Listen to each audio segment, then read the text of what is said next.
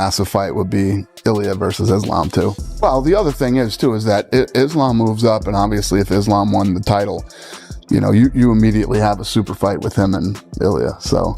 I'm for it. As much as Ilia and Islam think that's a mega fight, it's a big fight, but that's where it ends. It still needs a little time to become a mega fight. Those two think that they're huge stars. They're doing just fine. They're not there yet. Dana White has hinted that a showdown between Ilia Topuria and Islam Makhachev is likely in the future, if Islam gets past Jack Della Maddalena. While Shield Son and voiced support for the matchup, he argued it's not yet a true super fight, saying both fighters haven't reached mainstream star power. Daniel Cormier pushed back on that, calling it one of the biggest potential bouts right now, comparing its significance to some of the major matchups the UFC has tried to build in the past. He emphasized how crucial this clash could be for the UFC's future. Meanwhile, JL revealed separate intel from a meeting in Dagestan, claiming the conversation that focused on fighters committing to stay in the welterweight division once they move up to 170 pounds. I'm for it. As much as Ilia and Islam think that's a mega fight, it's a big fight, but that's where it ends. It still needs a little time to become a mega fight. Those two think that they're huge stars. They're doing just fine. They're not there yet. It would be a big fight, Chael. I gotta disagree with you. I think it's one of the biggest ones we have. It's Jones and Aspinall and Islam Ilia Topuria. And you realize that we tried to make Jones and Aspinall, and you realize nobody ever tried to make Ilia and Islam. We tried so much to make. Oh, for goodness sake. They tried so much. They went to Dagestan. Hunter went to Dagestan to try to make the fight. It's a very important fight for the organization. That's the information that you have? I have information on that meeting to Dagestan was to say you're going to go to 170 and you're not coming back. The same talk they had with Ilia. You will not leave once you get here. Okay. I will take your word. Belal Muhammad didn't hold back when discussing Ilia Topuria's push for a lightweight title shot. He questioned whether Ilia had truly earned it, pointing out that he hasn't faced the division's toughest contenders yet. Belal suggested Ilia should first prove himself against dangerous opponents like Arman Tsarukyan, Justin Gaethje, or even Paddy Pimblett. He also warned that if Ilia bypasses these key matchups and then comes up short, it could undercut the significance of a win by Islam Makhachev, much like how some critics downplayed Islam's victory over the smaller Alexander Volkanovski. I think he needs to earn it. I think he needs to fight either Oliveira or Justin or even Paddy right now to show the fans that, all right, he is a lightweight. Because you're going to look at it and then you're going to see how much bigger Islam than is him. And then there are people who are going to say the same thing that Islam, what happened when Islam beat Volkanovski. Oh, well, you just beat a 45er. That's all you did. He's smaller. Look at his title reign. It was a 45er, another 45er, but Volkanovski at the time was #1 pound for pound. Dana White acknowledged that a potential clash between Ilia Topuria and Islam Makhachev would be thrilling, but emphasized that both fighters still have work to do in their current weight classes. He noted that major super fights usually come together once a fighter truly dominates their division, like Islam and Volkanovski have done. Dana added that if Islam eventually moves up to welterweight and finds success there, a showdown with Ilia could be on the table. But for now, he prefers not to speculate on matchups that haven't fully taken shape. What? Another massive fight would be Ilia versus Islam too. Of course. Yeah.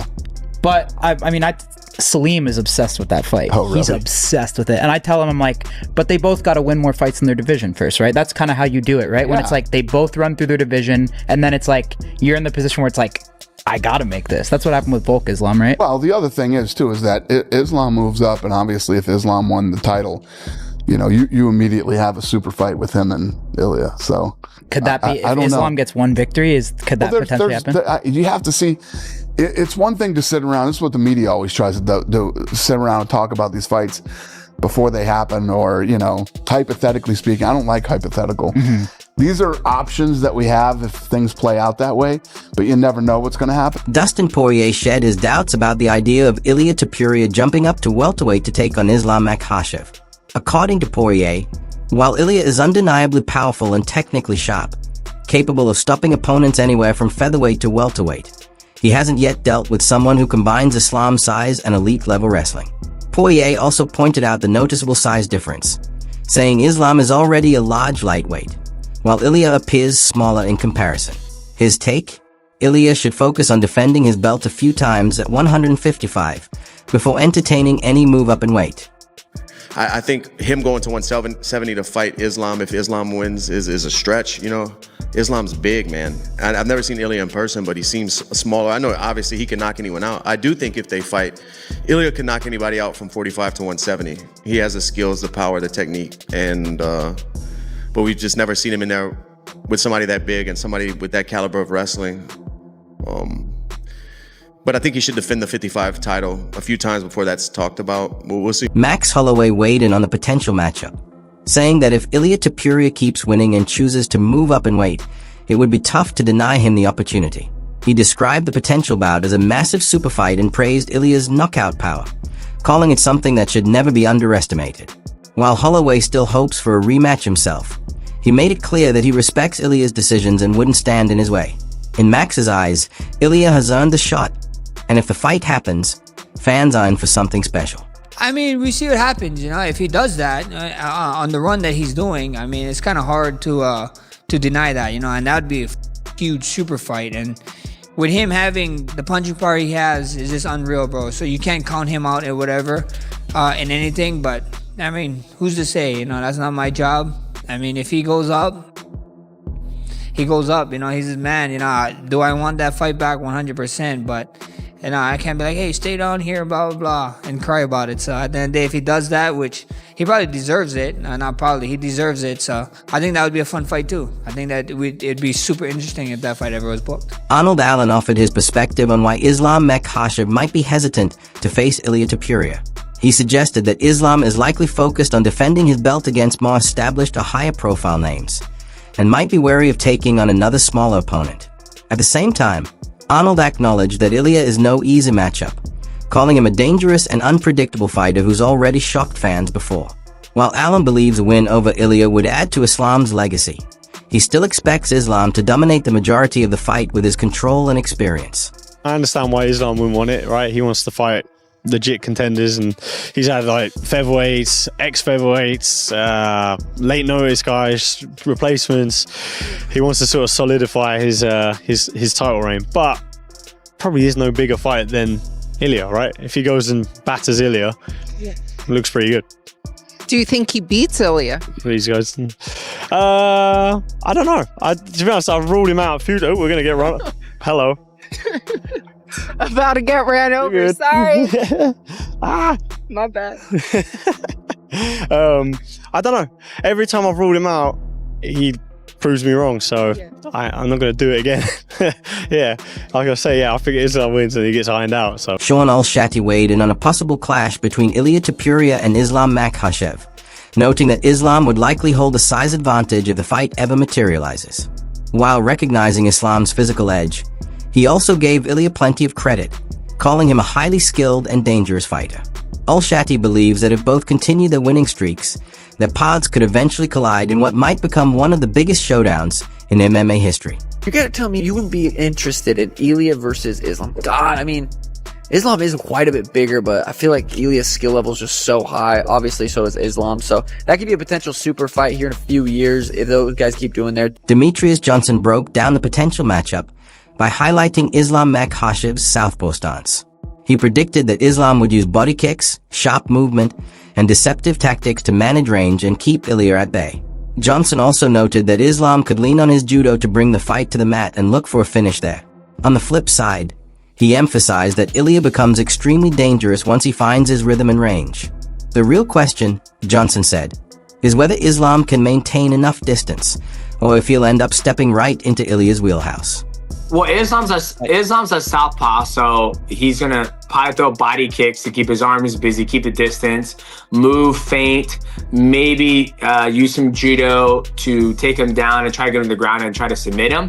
But you know, once again, like I have to see, I have to see what Islam does at JDM. Oh, the one thing that's the factor is that Ilia is always gonna focus on getting to the right spot and fighting his opponents. When he gets there, he's going to unload. If Ilia can't get there, then he's going to figure another way to get there. So the question is, how does everybody avoid that sweet spot against Ilia? That's the question, because Ilia is going to fight in a 25-minute fight.